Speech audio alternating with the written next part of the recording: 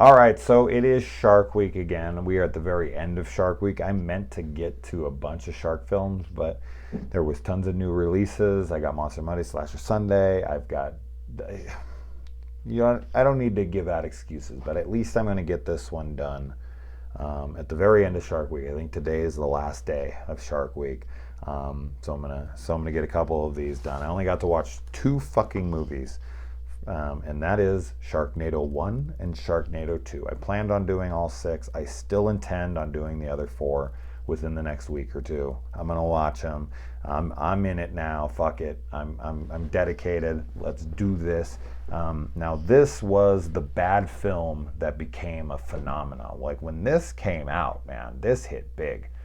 And of course, there was a lot of people like me who were kind of annoyed because there's so many fun, silly, like playful, self-aware type horror comedies that come out that are awesome. And they're completely overlooked. And they have ridiculous premises and or premises. Is that the plural? And they never get any attention. But I don't know. I think that that's not the way to look at those kinds of things. Like, hey, why is this getting attention when this is better? Like, it's fine. Don't be like that. I try to just look at it as, okay, it hit. That is what it is. And of course they went absolutely apeshit with this, and we got 6 films out of this franchise. And while I'm not a huge fan of these, I enjoyed the first two fine. Like, while I was watching them, I always was entertained. Not a lot, but just enough where I was like, all right, I don't want to see what happens next. They're almost parodies. Like, I almost feel like I'm watching like a Naked Gun or something. Like, that's how silly they become in scenes. But then what's kind of odd about this, and I'll be curious on if this retains throughout, but for the first two films, they both have like a couple dramatic moments, and it's usually just an actor having a moment where they're talking about something within their life, and it's actually like a pretty decently acted, pretty decently written dramatic sequence, and you're like, what the fuck is this doing in here? What am I watching right now? This is so bizarre that this is in here, but it is. And for the, it's almost to add credibility to the film, and like, okay, we need some acting in here, otherwise people are just going to trash this completely. But it's like, it's a Sharknado film. Like, the people should know what they're getting themselves into when they press play. So I don't know. They also take on a pretty serious topic at the opening of this movie, which is shark fin soup. These fishermen that are hired to go out there, and this is a serious problem, where they go out and they catch a bunch of sharks, they cut their fins off, and then they just throw them back in the water, and they sink to the fucking bottom of the ocean because they can't swim, and they just drown and die. It's horrendous. It's absolutely horrendous. Like, I would wonder why they don't keep the whole thing. Like, is shark meat not edible? Like, is there not a market for it? Like, I don't know why they throw them back in the water. Maybe they don't always do this, but I heard that they do that. And they kill thousands of these damn sharks just to get their fins so that they can make something called shark fin soup. And it goes for like freaking such a high price. It's like $100 a bowl or something.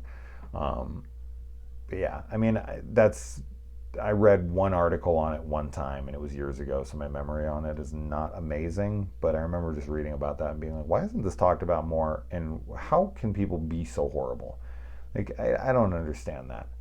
Just like cut the fins off of something and throw it back in the water and just let it fucking, like, you have to seriously be fucked in the head to be able to do something like that and be okay with it. Be like, no, I'm getting paid. It's just a job, man. It's nothing personal.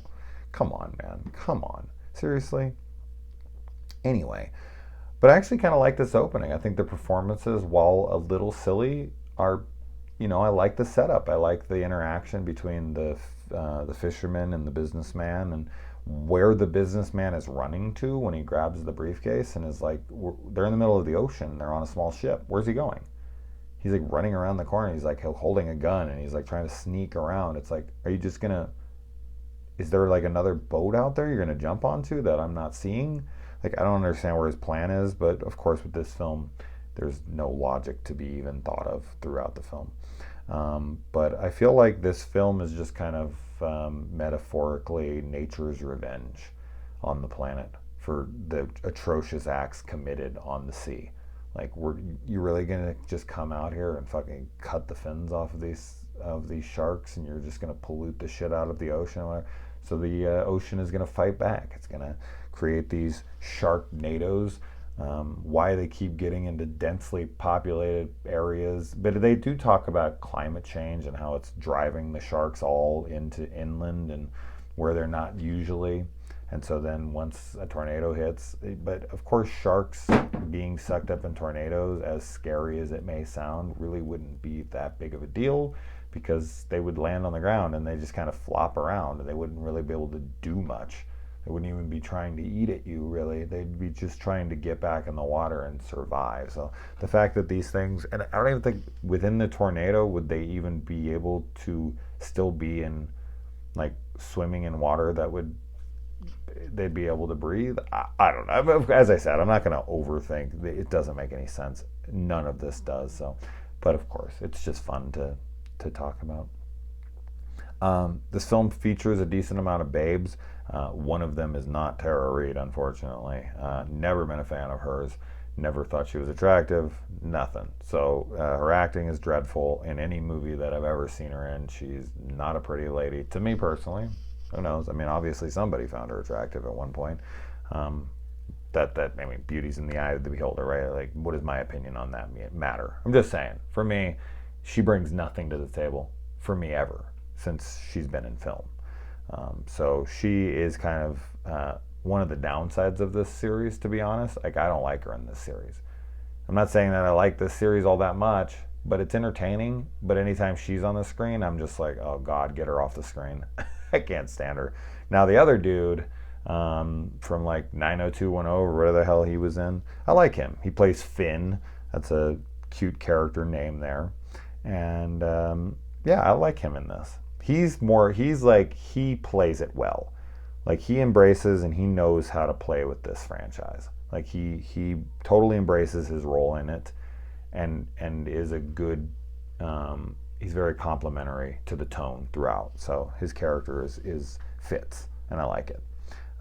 As to where I feel with Tara Reid, her whole thing is like, I don't feel like her acting in this is any different than it was in any other film I've ever seen her in.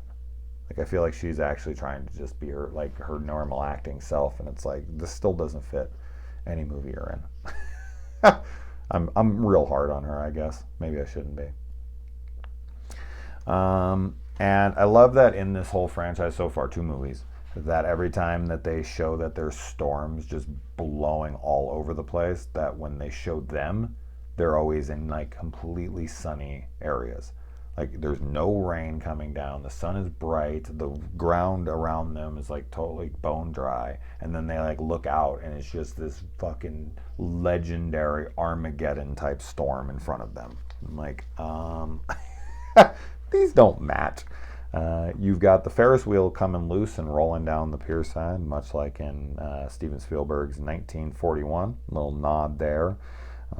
And you've got the dad from Home Alone in here, and he's the drunk at the bar that keeps hitting on a girl that's like a third of his age. But, you know, he goes for what he likes, and he's some rich dude that lives in Malibu but drives down to the pier to hit on this chick. He seems to want her a whole hell of a lot more than Finn does, but then she becomes interested. She starts the movie all about Finn, but then ends the movie all about Finn's son. That's interesting. I will tell you, though, the 30s, which I want to say that, what's her name in this? Nova, that's what it is. Nova looks like she's probably early 30s, somewhere in there. I will tell you, man, when you hit your 30s, it's a very odd age, because that's an age where you start to look at moms and daughters like kind of equally. Like, when you're 20, you don't look at that at all, of course. Unless some like 20-year-old girl you know has a really hot 40-something-year-old mom. But I mean like legitimately equally. Like, oh, I don't know. I'd date either. Like I definitely met like when I was 30, I met a 20-year-old. And then you meet their mom who's 40, and you're like, one's only 10 years younger than me, one's only 10 years older than me, and they both look, I mean, you meet them and you talk to them. I'm not saying this has ever actually happened. I don't think I've ever met a mom and a daughter I've wanted to equally date. I'm just saying it was possible. And so I would meet girls who were like, in their late 30s or early 40s, and I'm like, damn, I would totally date her. And then I would meet a girl who's like, in her early 20s, and I'd be like, damn, I would totally date her. And I'm like, oh my God, that could be her mom. Like, holy shit, it would trip me out. So, like, when she gets into his son here, and his son's, like, probably in his early 20s, and Finn seems to be in his early 40s, it makes sense to me. It's like, yeah, I mean, that's, at that age, you could definitely take. And that's, like, the first time that kind of happens like that. Anyways, I don't know. I just, I thought I'd mention that. And what is this?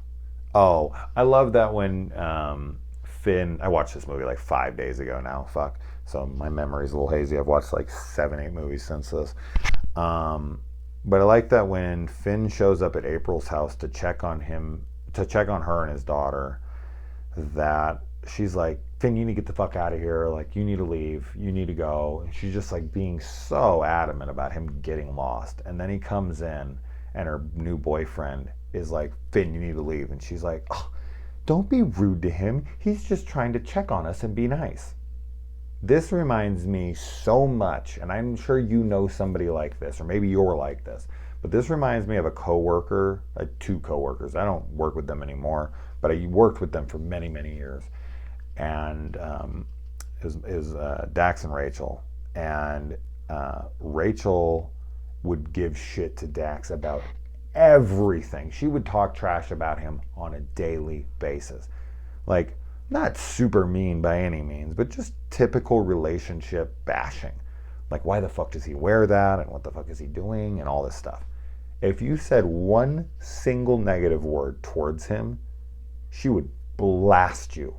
Why don't you talk about my husband like this and that? I'd be like, you just said the same shit about him 5 seconds. I'm just agreeing with you. And she's like, yeah, I can say that, but you can't say that. He's my husband, okay? And I'll fucking protect him. I'll trash talk him all I want, but you can't say shit. That's kind of what this felt like to me. Like, get the fuck out of here. And then someone comes in and he's like, get the fuck out of here. He's like, hey, don't talk to him like that. Only I can talk to him like that. That's a relationship right there. Let me tell you. Now, I like that April also, this is kind of something I was just talking about in my Dawn of the Dead review, how Fran just does not seem to care that Steven died at all. But anyway, in this, Fran's boyfriend died, or Fran, there we go.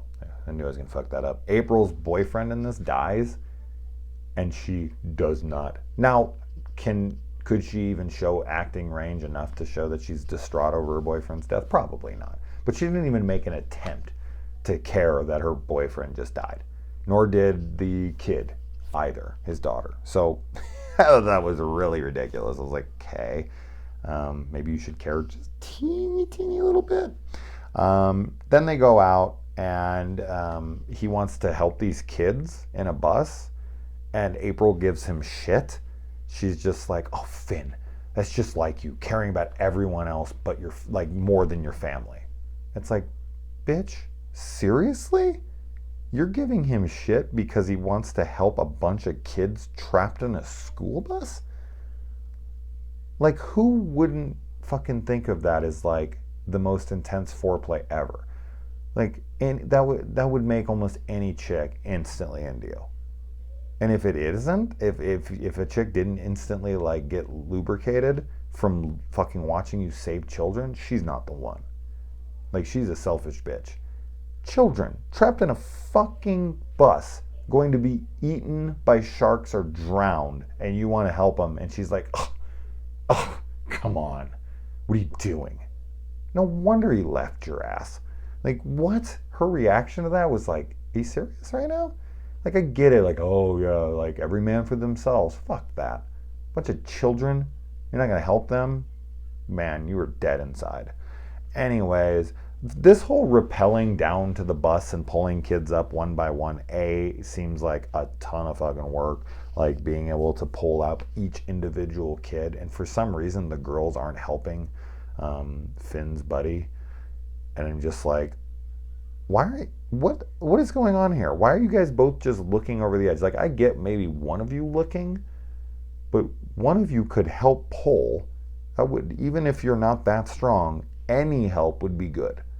So the fact that neither is helping him is outrageous to me. But this whole scene feels like filler. The whole film feels like filler, to be honest. But this scene in particular feels like this was shot later. Like they were like, we need to get this up to 90 minutes to have a feature film. So how about we have a rappelling down? Like, why didn't they just drive next to the bus and just have them like jump on top of the car or something? Because the shit's not even flooded at that point. When they see the bus, they could just pulled up right next to it, saw if there was kids inside. There you go. So you can even see if it's worth it. But as I said, logic. Fuck logic. And then there is, the dramatic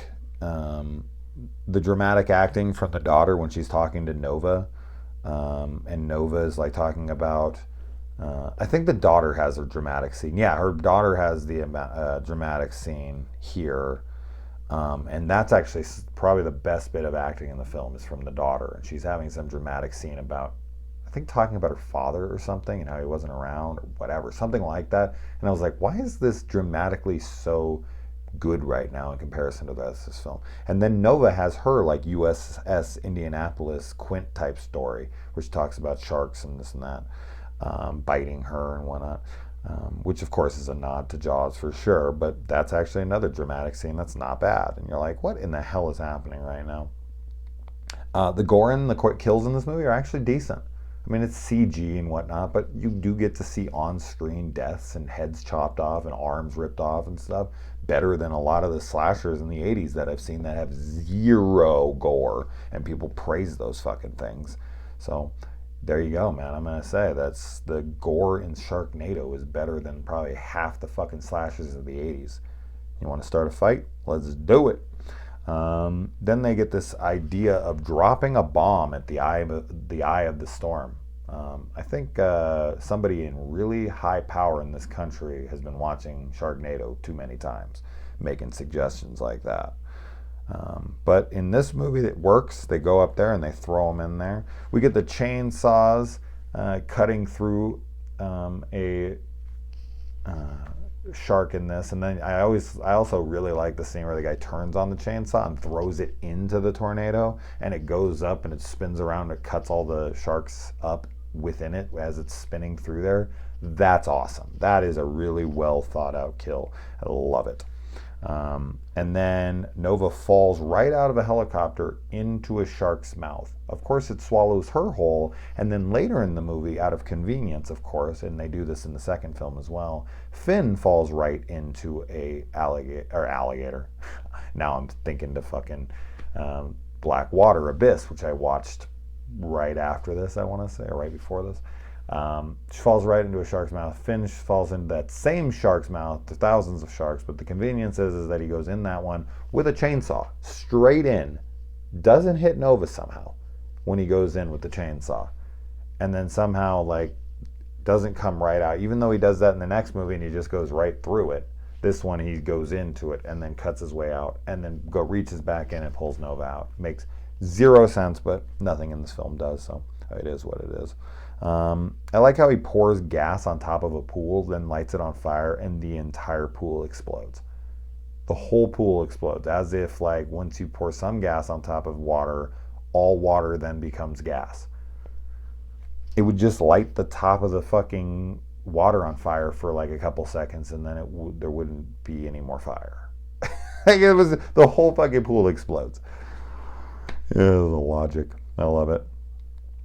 And then they drive the truck into the storm. That's how they get the last one off, which of course is a nod to Twister, in my opinion, and it sucks it up into the storm and stops it. And then I mean, I like how Nova and Finn are not bitten at all. They've both just been swallowed completely whole, because that's what sharks do. They don't bite things. They just come up and they swallow surfer's hole. And as long as you get to the shark quick enough, you can cut their bellies open and the sharks will be in there totally fine, totally whole, um, you know, for as long as you find them within like 8 minutes. Um, and then at the very end of this movie, it ends with at the credits saying "fin," like you would see in like a French movie or something. That's cute. That's cute. I like that. That was cute. So there you go. First Sharknado. I think I mentioned everything. I don't know. I was jumping all over the notes. I probably missed some stuff that I wanted to say, but whatever. It's fucking Sharknado. I'll live.